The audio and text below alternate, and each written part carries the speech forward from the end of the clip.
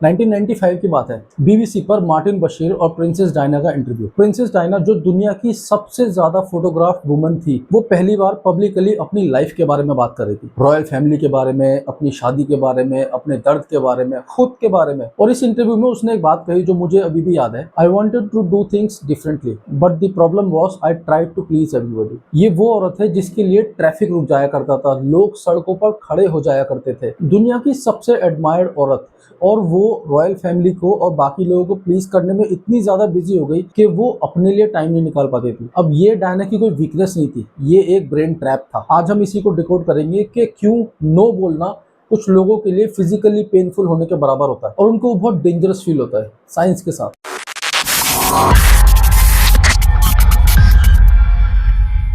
हमारी बॉडी में 3 survival mode होते हैं, फ्लाइट, फाइट और फ्रीज। ये हमारा ब्रेन जनरेट करता है जब भी वो कोई डेंजर सेंस करता है। लेकिन 1999 में एक साइकोलॉजिस्ट पीट वॉकर ने एक और शब्द दिया, फोन, यानी कि अपीस, प्लीज, एडजस्ट, स्माइल, लोगों को खुश रखना। फोन रिस्पॉन्स तब डेवलप होता है जब ब्रेन को लगता है कि सिचुएशन यहाँ पे डेंजरस है, कहीं यहाँ पे कॉन्फ्लिक्ट है जिसको हम अवॉइड कर सकते हैं। तुमने बहुत सारे लोग देखे होंगे ऑफिस कल्चर में, वो क्या करते हैं कि वो अपने सीनियर्स को खुश रखते हैं, पीपल प्लीजिंग बोलते हैं इसको। तो उन्हें लगता है कि अगर मैं इनको खुश रखूंगा तो मैं यहाँ पे सेफ रहूंगा, तो वो उनकी चाटना शुरू कर देते हैं। अब ये कोई चॉइस नहीं होती, ये वायरिंग होती है। अब डायना के बारे में जो तुमने अभी सुना, रॉयल फैमिली में एंट्री, हमेशा उस पर नजर रखना, कांस्टेंट स्क्रूटिनी, हर समय जज होना, उस एनवायरनमेंट ने एक बहुत ही सेंसिटिव ब्रेन को और ज्यादा कंडीशन कर दिया कि या तो सबको प्लीज करो या फिर उसके कॉन्सिक्वेंसेस भुगतो। और हम सबको पता ही इवेंचुअली क्या हुआ, lady Diana died in a road accident. सबको मालूम है एक्सीडेंट्स कैसे होते हैं। इसलिए ज्यादातर लोग नो बोलने से डरते हैं।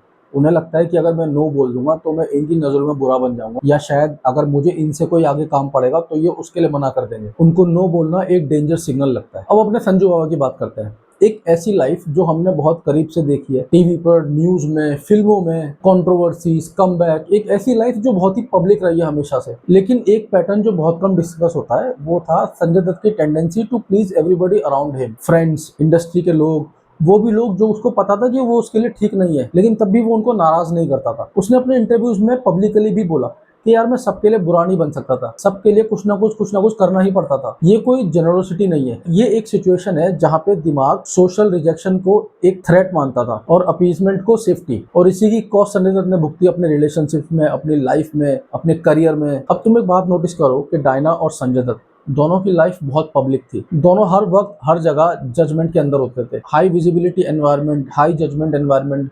तो उनका फोन रिस्पॉन्स बहुत ज्यादा स्ट्रांग हो गया था। ये स्पॉटलाइट इफेक्ट का साइकोलॉजिकल कजन है। जितना ज्यादा तुम फील करते हो कि लोग देख रहे हैं, उतना ही ज्यादा तुम्हारा दिमाग अप्रूवल सीकिंग मोड में चला जाता है। अब इस पैटर्न को लेकर आते हैं अपनी लाइफ पर, तुम्हारी और मेरी लाइफ पे। इंडियन प्रोफेशनल्स के लिए पीपल प्लीजिंग एक बैटल ग्राउंड है। अब चाहे वो घर हो, ऑफिस हो, दोस्त हो। अब ऑफिस का एग्जाम्पल लेते हैं। बॉस ने कोई एक्स्ट्रा काम बोल दिया, तुमने हाँ बोल दिया। तुम्हें अंदर से नहीं बोलना था, तुम्हें नो बोलना था, लेकिन यार तुम मना नहीं कर पाए।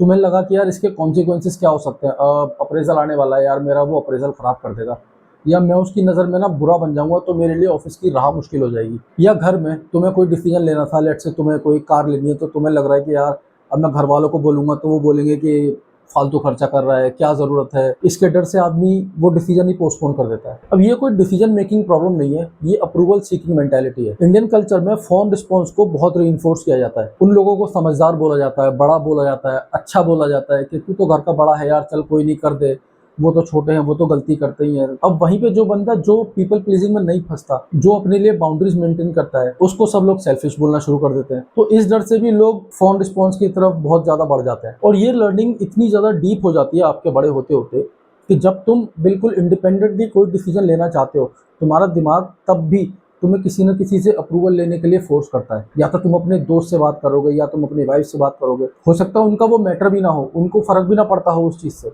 बट स्टिल तुम्हारी ट्रेनिंग इतनी ज्यादा गहरी हो गई है कि वो तुमको पोक करते रहते हैं कि यार एक बार ना उससे बात कर ले, एक बार वैलिडेशन ले लेते हैं। इनको तो आप पहचान ही रहे होंगे, जेनिफर एनिस्टन। इसने अपने मल्टीपल इंटरव्यूज में ये बात बोली है कि I spend most of my life pleasing everybody, making them comfortable around me. It took me years to realise that this was not love, this was fear. वो डरती थी कि अगर वो सबको खुश नहीं रखेगी, सबको अपने आजू बाजू कंफर्टेबल फील नहीं कराएगी, तो लोग उसे छोड़ जाएंगे और वो अकेले हो जाएगी। अब ये कोई प्यार थोड़ी है, ये तो डर हो गया ना। ये जो हमने 3 एग्जांपल डिस्कस किए हैं, डायना का, संजय दत्त का या जेनिफर का, इससे ये पता लगता है कि लोगों ने ये रियलाइज करा कि जहाँ वो अपनी पूरी ज़िंदगी बिताते रहे दूसरों को कंफर्टेबल फील कराने में या पीपल प्लीजिंग में या दूसरों को खुश रखने में, अपनी लाइफ के लेटर एंड पे जाके उन्हें रियलाइज़ हुआ कि ये मैटर ही नहीं करता था, क्योंकि ना तो वो उन्हें खुश रख पाए, ना वो खुद को खुश रख पाए, और इसका खामियाजा किसको भुगतना पड़ा? उन्हें खुद को। अब जैसे कि मैं हमेशा बोलता हूँ कि ये कोई टिप्स देने वाला चैनल नहीं है, यहाँ पे मैं आपको 5 तरीके नहीं बता सकता कि कैसे इस सिचुएशन से बाहर निकलना है, लेकिन हम यहाँ पे चीज़ों को डिकोड कर सकते हैं। सो इसको करने के लिए तुम्हें कुछ हार्ड चॉइसेस लेनी पड़ेगी। लेट्स से अगली बार तुम्हें कोई पूछता है और तुम्हें उसके लिए ना बोलना है, लेकिन तुम्हारा दिमाग तुमको हाँ बोलने के लिए फोर्स कर रहा है, तो थोड़ा सा रुक जाओ, कुछ देर वेट करो, उसके बाद अपना जवाब बनाकर बोलो। जब हम इम्पल्सिवली किसी को जवाब दे देते हैं ना, वहाँ पे सबसे ज़्यादा प्रॉब्लम हो जाती है। मैंने जितनी भी वीडियो अभी तक बनाई है, सब में यही प्रॉब्लम निकल के आती है कि हम इम्पल्सिवली चीज़ों का जवाब दे देते हैं, या हम तुरंत वो डिसीजन लेने की कोशिश करते हैं और वो हमारे लिए इवेंचुअली बेकार हो जाता है। अपने आप से पूछो यार, क्या ये मेरी चॉइस है? क्या मुझे इस काम को करना है, या मैं इसलिए कर रहा हूँ कि मुझे दूसरे लोगों को खुश रखना है, या मुझे पीपल प्लीजिंग करनी है? जैसे ही तुम ये डिसाइड कर लोगे, जैसे ही तुम अपने दिमाग को इस काम पर लगा दोगे, तुम्हारे पास रियल आंसर निकल कर आ जाएगा। अब पीपल प्लीजर होना कोई आइडेंटिटी नहीं है, ये एक सर्वाइवल मोड है जिसको आप भी आउटग्रो कर सकते हो, आप उससे निकल सकते हो। लेकिन उसके लिए आपको थोड़ा सा तैयार रहना पड़ेगा कि लोग तुम्हें थोड़ा बहुत डिसलाइक करेंगे, लेकिन ये सोचो कि उनका डिसलाइक करना क्या तुम्हारे लिए हार्मफुल है? अगर तुम्हारे लिए हार्मफुल नहीं है तो उसमें कोई प्रॉब्लम नहीं है। थोड़ा सा सेल्फिश आपको बनना पड़ता है, उसी के बाद लाइफ आपकी थोड़ी बहुत आसान होने लग जाती है। अगर सबको खुश करते रहोगे तो इवेंचुअली किसी को खुश नहीं कर पाओगे, ना खुद को कर पाओगे। लेट्स से शनिवार है, तुम्हारे बॉस का फोन आ रहा है और तुम्हें पता है यार कि ये बंदा ना मुझे कुछ काम देने वाला है, लेकिन तुम्हारा काम करने का मन नहीं है, और तुम अगर उसको मुंह पे मना भी नहीं करना चाहते हो तो कोई बात नहीं है, फोन मत उठाओ, बजने दो फोन। 2 घंटे बाद फोन करो और पूछो, हाँ जी सर आप कुछ कह रहे थे। आई एम प्रीटी श्योर 2 घंटे तक वो काम ऑलरेडी निपट चुका होगा। सो यहाँ पे 2 चीजें पॉजिटिव हो गई, तुमने उसको ना भी नहीं बोला क्योंकि तुम्हारा दिमाग उसे थ्रेट मान रहा था, और तुम्हें एक्स्ट्रा काम भी नहीं करना पड़ा क्योंकि वो तुम करना नहीं चाह रहे थे। स्मार्टली सिचुएशन से निकल सकते हैं, यहाँ पे आपने किसी को बुरा नहीं बनाया। सो अब हम मिलेंगे आपसे अगली वीडियो में। तब तक के लिए जो मैं वीडियोस बनाता हूँ प्लीज़ उनको देखो, लाइक करो, सब्सक्राइब करो, और प्लीज़ अपने दोस्तों तक भी पहुँचाओ। और अगली वीडियो में हम डिकोड करेंगे एक नई प्रॉब्लम। तब तक के लिए जय हिंद।